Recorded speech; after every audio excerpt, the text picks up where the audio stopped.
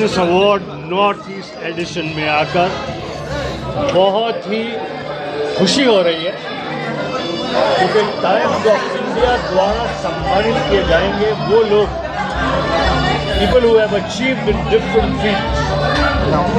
I'm truly happy and delighted to be here this evening for Times Business Award Northeast Edition.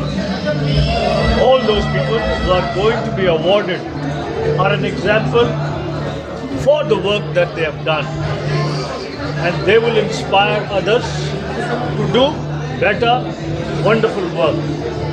And personally, I'm delighted to be here in Guwahati, Assam. इधर आकर अपना तो उद्घाटन करना। Thank you. Thank you thank you नमस्कार दादा, ज़्यादा कुछ पूछने का नहीं।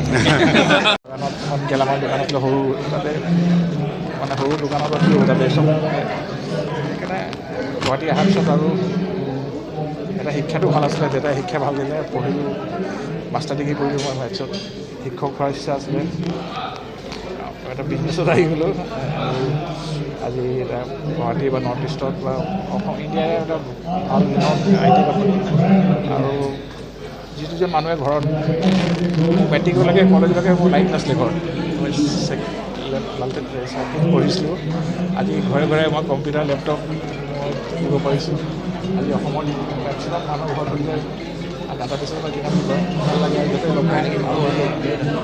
মোৰ কিনা 35 বছৰ হ'ল, বহুত ল'ৰা ছোৱালীকে সৰু ধৰণে কিনিছিলে, একেবাৰে পুতেকৰ কাৰণে কিনিব লাগে। ভাল লাগিছে যে এটা টেকন'লজি যোনটো আপোনাৰ চবৰ লাইফ চেঞ্জ কৰে, সেইটো লাইনত আছোঁ মই। আৰু ইয়াত বহুত কথা শিকিব থাকে। এতিয়া মই আমেৰিকাত, মই গাঁৱত পঢ়া অৱস্থাত আমেৰিকাত পঢ়িবলৈ গৈছিলোঁ মই AI কোৰ্চ কৰিবলৈ। মোৰ শিকাৰ খুব ইচ্ছা বনায় আৰু কিতাপ এখন দেখিছোঁ এতিয়া মই এখন US Weekend বুলি এখন ইয়াতে লঞ্চ কৰিছিলোঁ, খুব ভাল সঁহাৰি পাইছোঁ।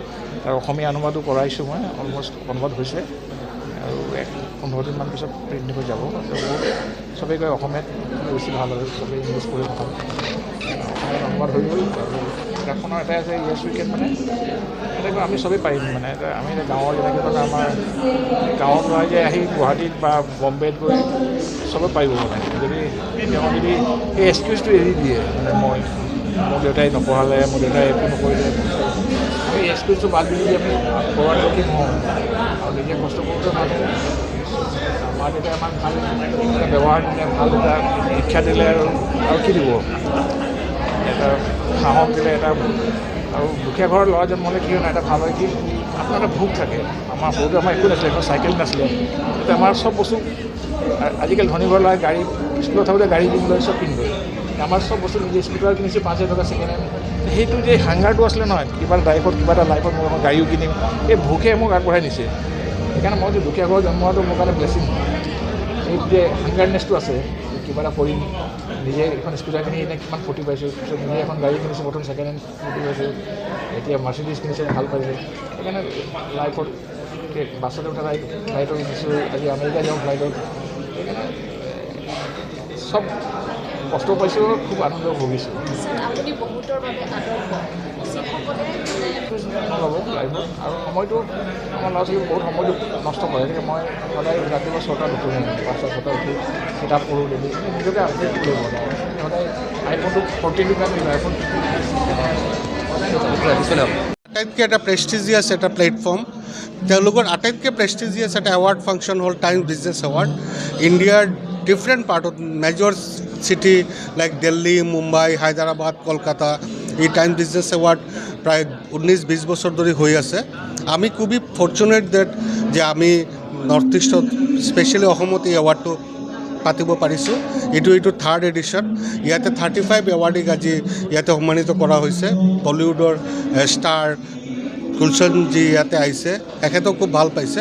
আৰু ইয়াতে সাংবাদিক, তাৰপিছত আমাৰ স্পৰ্টছ, আমাৰ মিউজিক, বিজনেছ, গোটেইখিনি মানুহক ইয়াতে একত্ৰিত কৰি ডিফাৰেণ্ট ফিল্ডৰ তেওঁলোকক আমি সন্মানিত কৰিছোঁ। আৰু এইটো আমাৰ নৰ্থ ইষ্ট যে আগুৱাই গৈ আছে, এইটোৰ এটা উজ্জ্বল উদাহৰণ এইটো।